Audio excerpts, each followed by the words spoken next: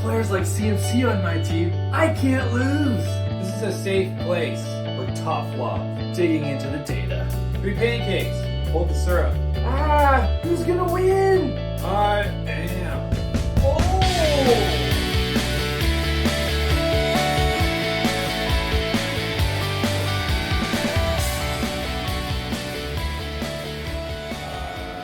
Hope you're hungry.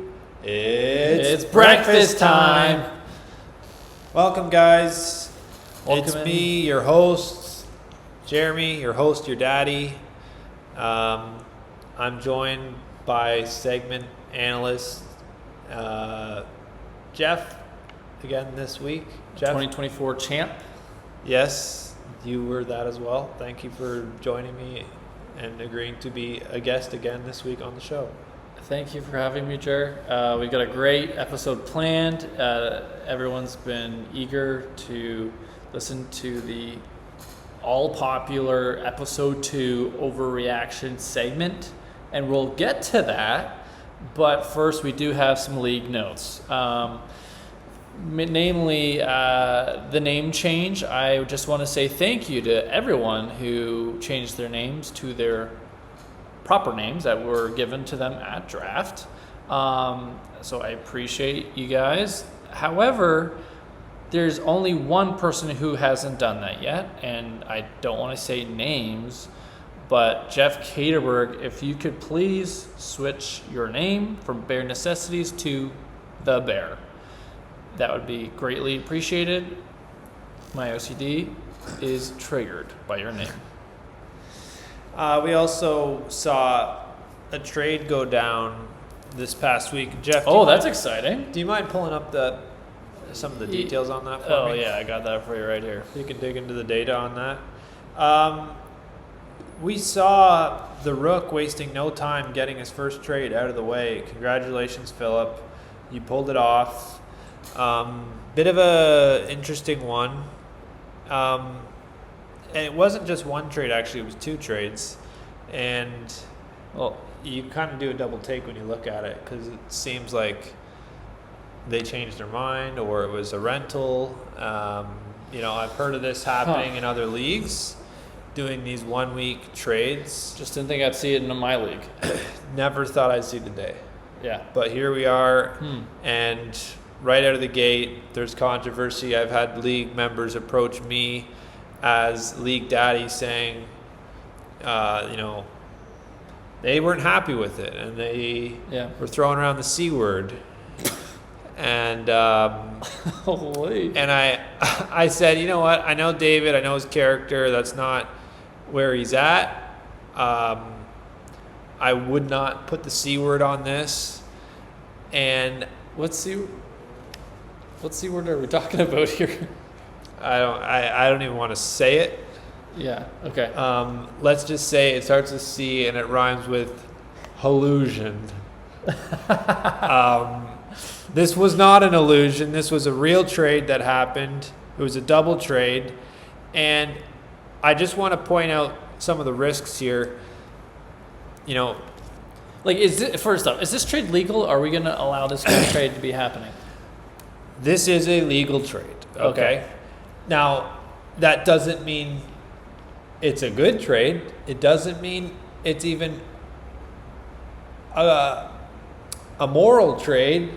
It's entering a gray area whereby David is not only putting his team at risk, but he's putting his relationship with his brother Philip at risk.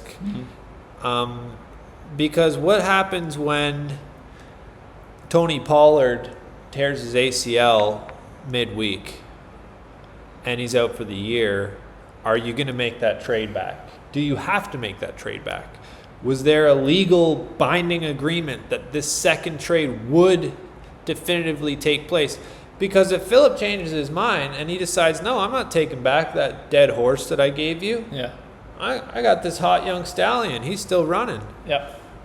He's got no leg to stand on. He's SOL.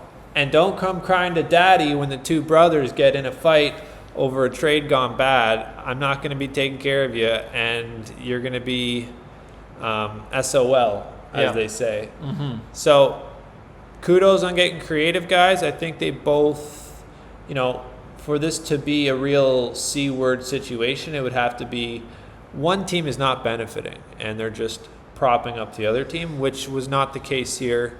This was a fair trade. They both were getting something from it. I don't know what they were getting. Well, I was excited when I saw the chat, and their trade already happened week 2. That's exciting. I love that kind of action in this league. I hope to see more of that action.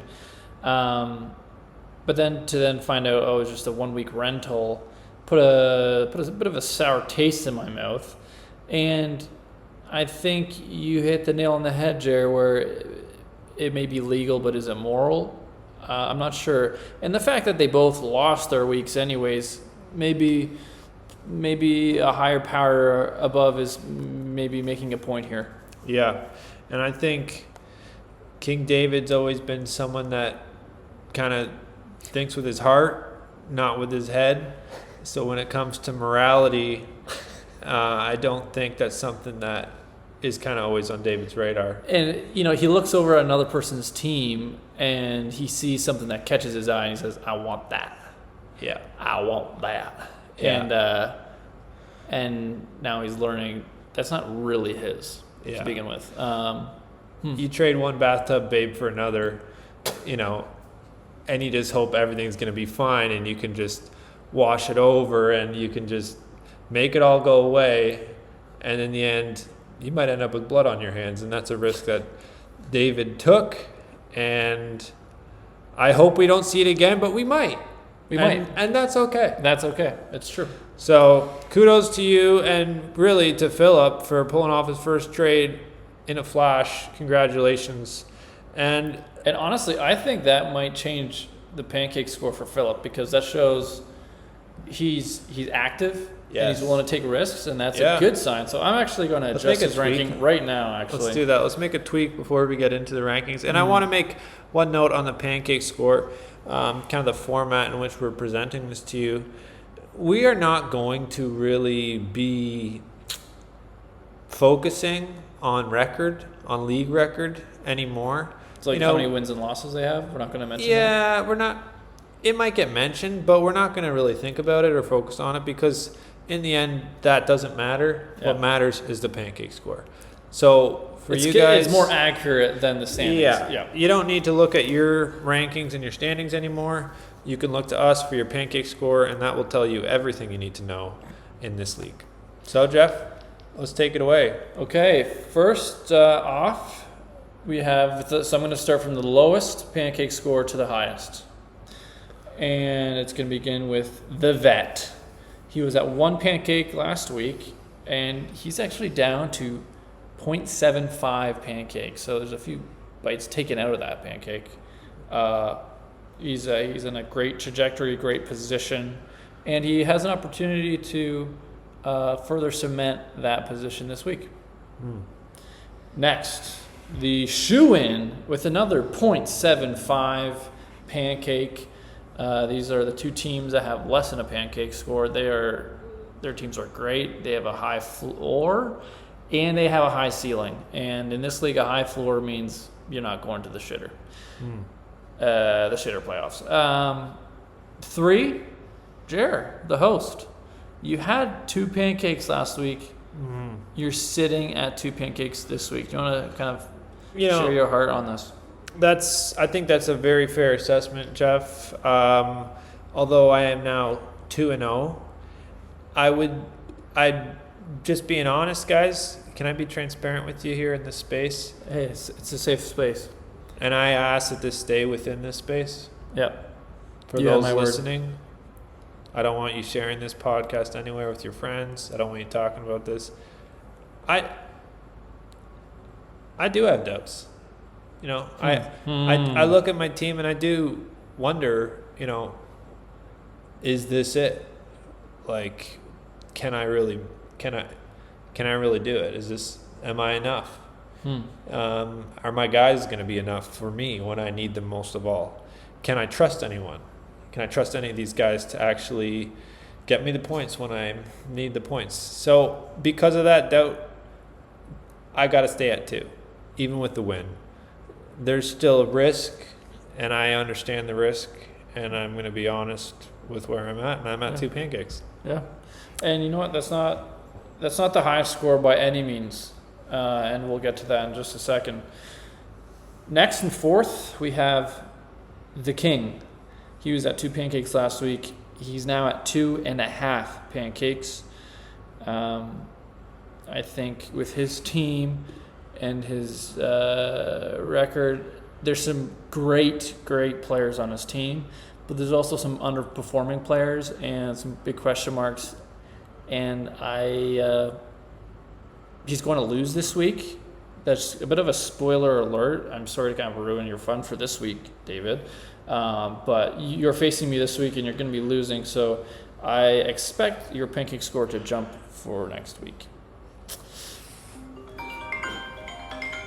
Sorry, guys. 5, Bear Necessities. The Bear was at 2 pancakes, also at 2.5 now. Run-of-the-mill stuff. I think this week didn't show a lot of promise for him moving forward. Sure, he had some good scores, but there's nothing that's like, oh no, he's good. He's settled in. He's not settled in yet. That hasn't happened. All right, this is a bit of a bigger jump here. The Prophet, he was at 1 pancake last week. He was only one of 4 people who had 1 pancake last week. Yeah. This week he jumps to 3 pancakes. He had a pretty disappointing. I mean, yes, he won this past week, but if anyone else faced him, he would have lost. Second lowest score of the week. And we see King Henry have a terrible game, and now you're thinking, wait. Is he done? Is he toast? It has age finally caught up to him. And that's going to be something to keep an eye on for sure. 7th place, the Titans. They're at 2 pancakes last week. They are now at 4 pancakes. I think they have a very tough matchup this week against the Vet, the number 1 seed. And I think with question marks like Breece Hall and Terry McLaurin, who have been, we've seen the bad side to these guys, they're going to have to really pull a rabbit out of the hat to get a win and to have a good pancake score for next week. All right, near the very end here, guys, 8th place, the Rook. Now, he was at 3 pancakes last week, the most of anyone. Yeah. And that was due to his, he's a rookie. Okay, this is his first playoff fantasy football experience. And his record isn't good, so he went to 4 pancakes. But because of that trade that we just talked about, and it shows that he has got guts, he's moving back down to 3 pancakes, actually, which is great and actually moves him ahead of the Titans. So great job to Philip on that. 9th place, it's me, the champ. I was at 1 pancake last week. Jer had me at 4, but I'm actually going to move myself back down to 2.5 pancakes. That's ahead of the Prophet, ahead of the Titans, and ahead of the Rook. And the reason why, Jer, I'm kind of overriding your notes here is because I am the champ from last year. I'm confident, and I'm actually projected to get the most points this week, and that means everything. I think we can all agree. I'll give you that. I'll give you that for now. That champ status, it's going to buy you a week or 2 of fudging the numbers. There's no fudging the numbers here. There's going to be a time where you're going to have to pay the price in the pancake meter, and we're going to have to just give you a more dialed-in, accurate picture. But for now, we can do that. All right. Well, last place, guys. The Gambler. 2 pancakes last week. He's up at 5 freaking pancakes. least amount of points in a big way. Red alert, I think, for Cam. This week is a do or die, I think. If he loses this week, he might as well start getting warmed up for those pancakes. You can play games with the waiver wire and try to get number 1 overall pick, and that's all fine and dandy. But you start playing around too long, and you get into big trouble. You go 0-3, it's hard to come back. Yep. So we need to see a turnaround for Cam if he wants to move down the pancake meter. But you know what, Cam? We're not going to leave you high and dry, because we are now going to enter the overreaction segment where we give every single team an action item to perform that will greatly help their team. And I'm going to take it off the top. We're going to start with the champ, with Jeff. Wow. And it didn't take long for me to see a little bit of complacency this year. I think it's the championship hangover, as they call it. And team chemistry is off. Something's not working. There's something not right. I think you need to shake it up. Talking about that complacency, I took a look at the waiver wire. There's actually 11 defenses sitting on the waiver wire that would have won you the week if you'd have started them. and it's simple oversights like that can be make or break. And I know it's 1 week, but for the season, I think you need to shake it up. And I'm going to say what you need to do, Jeff, is trade Christian McCaffrey. What? He's no, fine. Jared, that's an overreaction. That's an overreaction. He's getting you points. Great, sure. Let's just keep going down this path. There is a risk. And I think you've moved yourself into a place, whether you want to or not, where you can't have that kind of risk. You're 0-2, and you can't have a time bomb like that on your team. I'm going to say trade McCaffrey. You will get a haul for him. Secure assets that have no risk, higher floor, and almost just as high of a ceiling. I think that's what you need to do, and I think that you will thank me for it. Jeff? Okay, well, that's a bit of an overreaction, I think. It's not. It's an action. This whole segment, we call it the overreaction. It's not overreaction. It's action. It seems like overreaction to you, the listener, to Jeff right now. Yeah. I can see the wheels turning in his head. He's not making sense of this. But this is the action. And for each and every one of you, if you're going to roll your eyes and you're going to move on like nothing happened, we didn't say anything, you're going to lose. It's going to come bite you in the ass. What you need to do is take it seriously and turn this into real hard action. Do it, Jeff. You got it. Thanks, Jared. Appreciate it. I'm going to take that to heart. Jared, let me throw it back your way.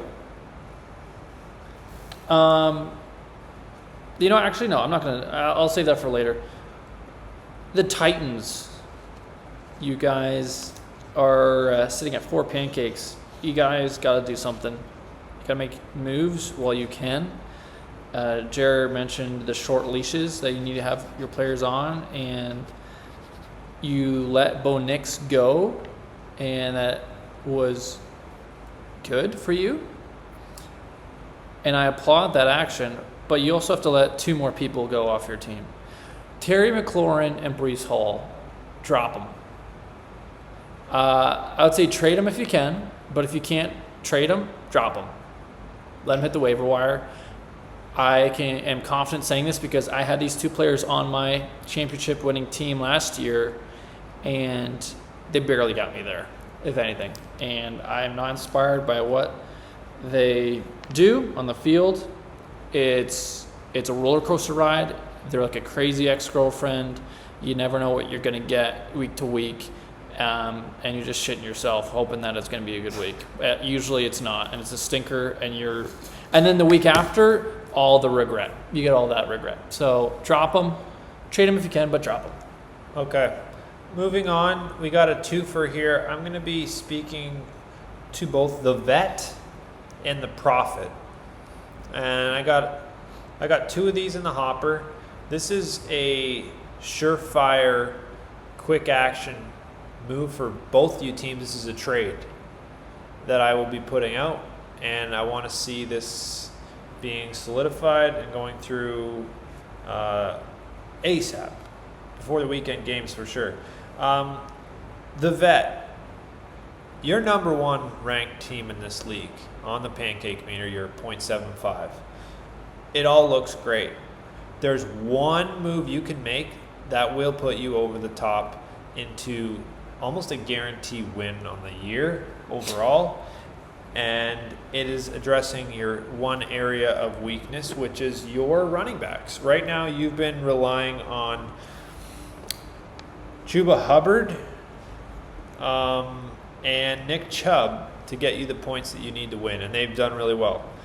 But if we take a real good look in the mirror, I'm looking, okay, so you got Jalen Warren too, but still, you look at Warren and Hubbard 2 years ago.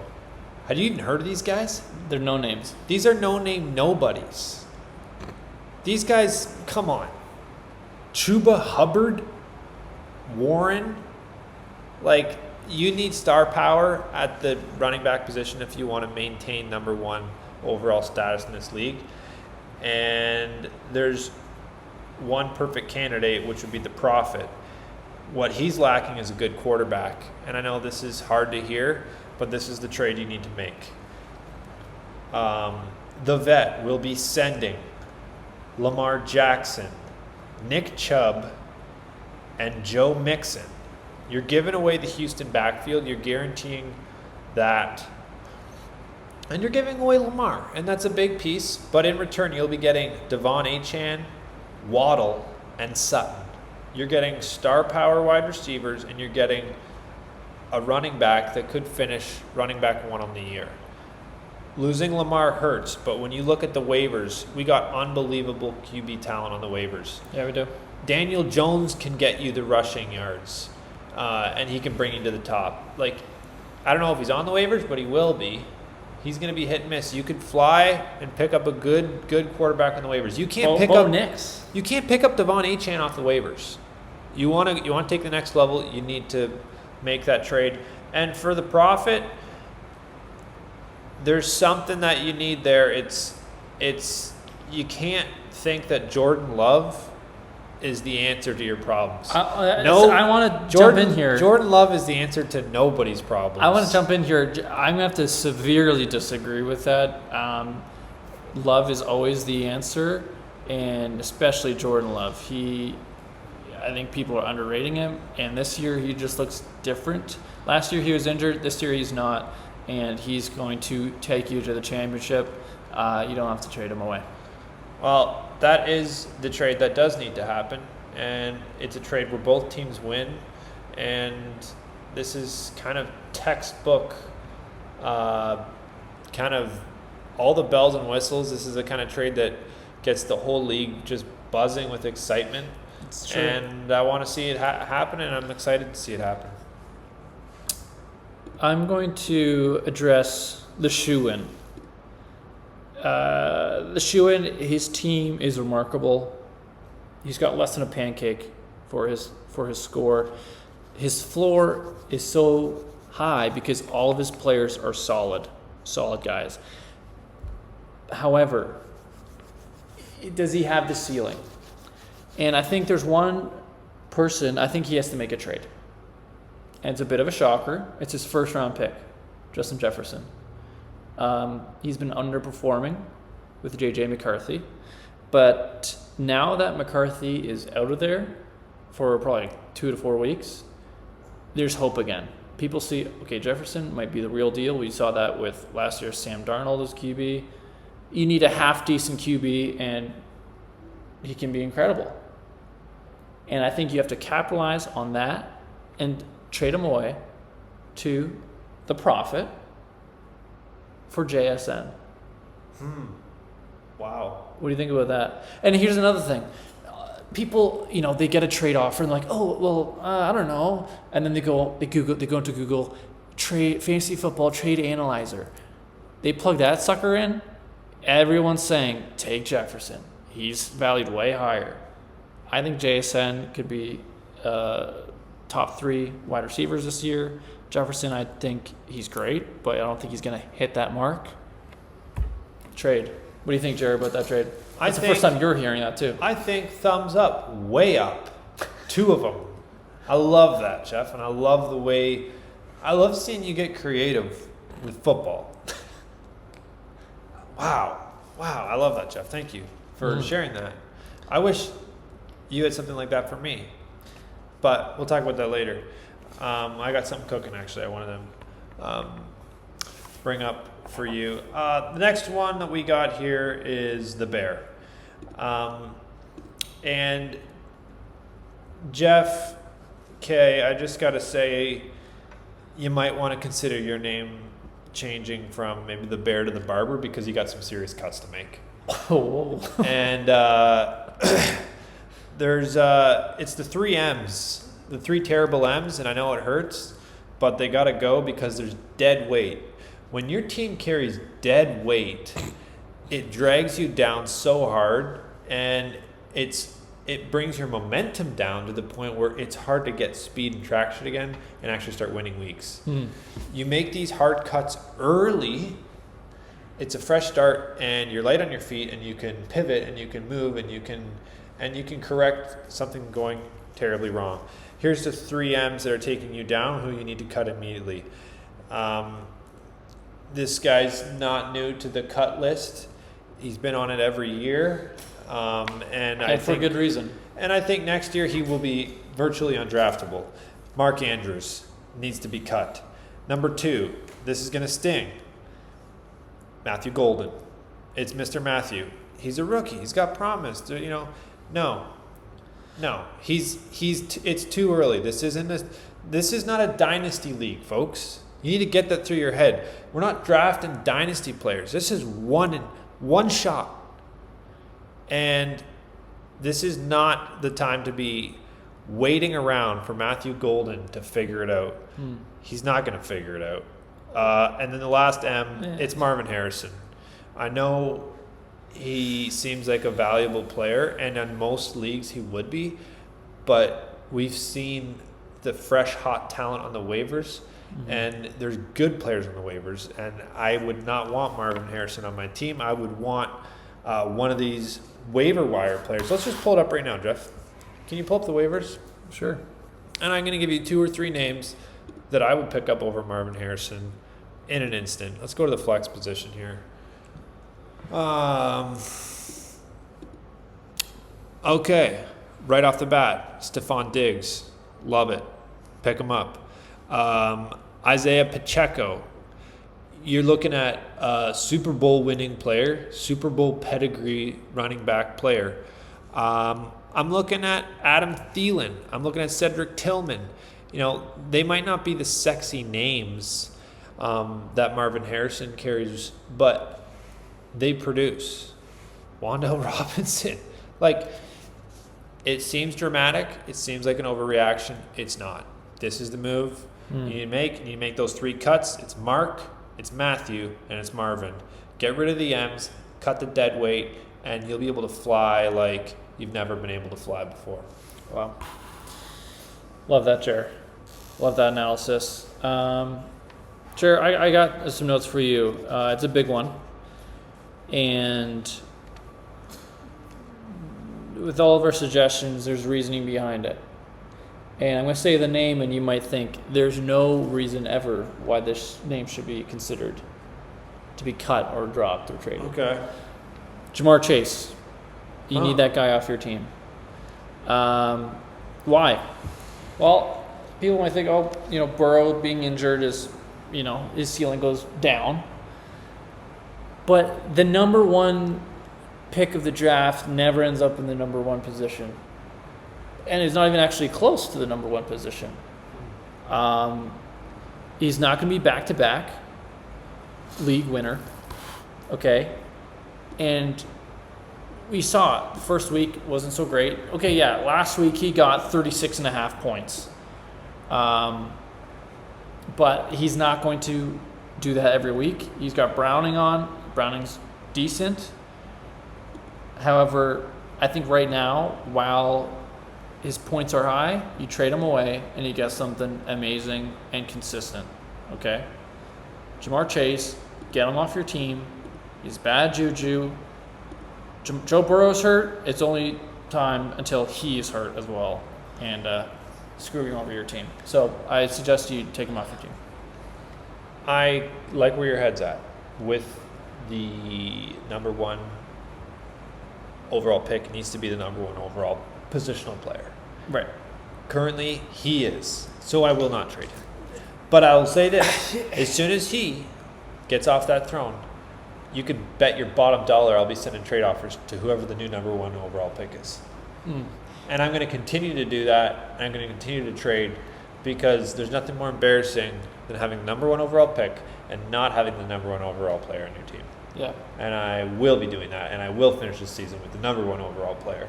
Whether it's Chase, whether it's Puka Nacua, whether it's Drake London, I'll find a way to get them on my team. You do have Drake London on your team, but That's just because I pick winners. okay. Well, I would suggest earlier than later for Jamar Chase, but that's Okay. We're going to be rounding out this overreaction episode with one final doubleheader blockbuster trade. This is a redo trade. This is not playing patty cake with your brother, making little dink and dunk weekly. Let's trade him back. Is it a trade? I don't know. This is a blockbuster once and for all. This isn't a let's redo this in 3 weeks when we change our minds. This is for life trade. The Rook and the King. You might laugh now, but you'll be crying later if you don't consider this. This is going to be hard to hear, but you need to hear it. We need to see the blockbuster trade of Giante for Javante. And Jeff, do you mind pulling up the stats here? Let's just dig into this a little bit. I want to see King David's team. You know, Giante he's the young hotness, and he still might be. He still has the promise. Yeah, he could be a league winner. You know what else he could be? He could continue to be an absolute dud. Yeah. He's a zero in the blocking game. The coach doesn't trust him, and he's underperforming. You feel like you're selling low going for Javonte Williams, but when you pick Javonte Williams, you pick a top 3 overall running back on the league.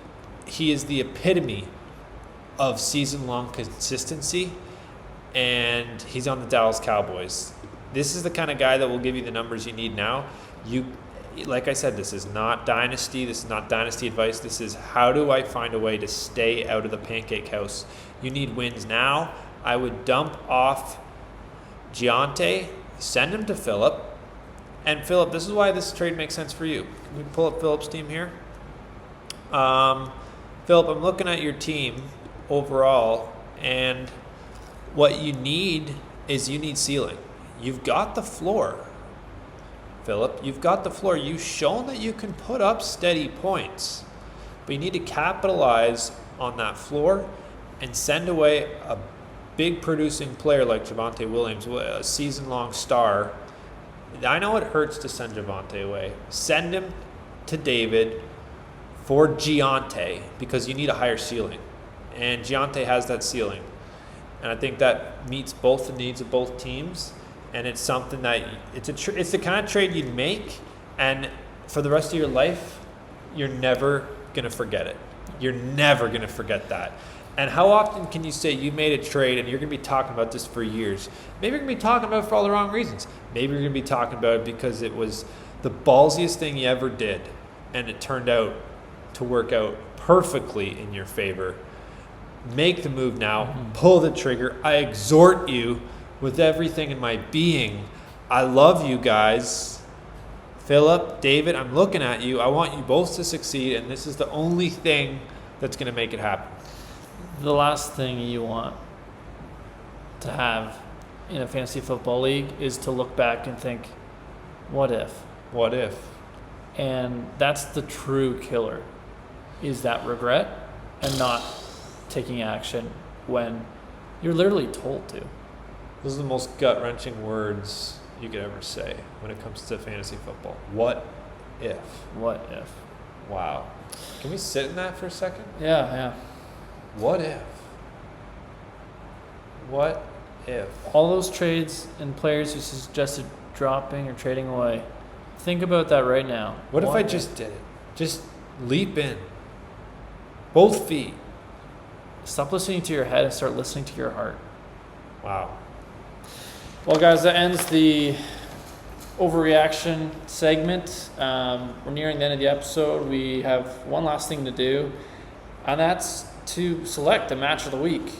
And there's some great matches this week. There's the redo of the finals, championship finals from last year between me, the champ, and the king. That's a good idea. There's the gambler versus bare necessities. Is Cam going to take that one hand out of that grave that he's dug himself in, or is he going to fall in deeper? There's the matches of the rookies between the Rook and the Prophet, the new joiners. There's so many great storylines, but there's one that's the blockbuster movie that everyone's going to want to sit and watch and pull out their popcorn and their licorice and their pop, and they're going to be watching it. And that's between the host and the shoe-in. Both 2-0. Someone's going to not have that non-loss record. Someone's going to be bruised and scraped and going home crying to mom. Yeah. And it's not going to be me. It's going to be the shoe-in. This is not going to be something that's an easy feat. Sleeper projections right now are giving me a 49% chance. Sleepers call me the underdog. Sleepers saying, you don't have what it takes, and I'm going to prove everybody wrong. Well, I'm going to be watching the TV, watching the games, but I'm also going to be watching your guys' matchup, and that's very exciting. Yeah. I hope that you guys stay glued to the Sleeper app. You talk about these great matchups. I'm going to be watching every single one of them. I'm going to have the app open constantly and just constantly be watching all those scores ticking up and up and up, and just seeing how this week breaks down. Yeah, it's exciting. I'm excited. It's going to be a great week of football, and I'm sure Cam's going to be posting some of his suggestions tonight in the chat. Yes, we'll get on him for that. Yeah. Cam, if you're listening, we thank you. I can say, for me personally, I tailed your bets, and I actually came out ahead. I know we were 1 of 2. We were close for 2 for 2, but I weighed a little more heavily on the winner, and I knew that because Cam's solid advice. Yeah. And so thank you, Cam, for not only putting money in your pocket, but also my pocket. Wow. Thanks, guys, for listening. As always, please give your feedback. We love to hear it. And just remember, what if?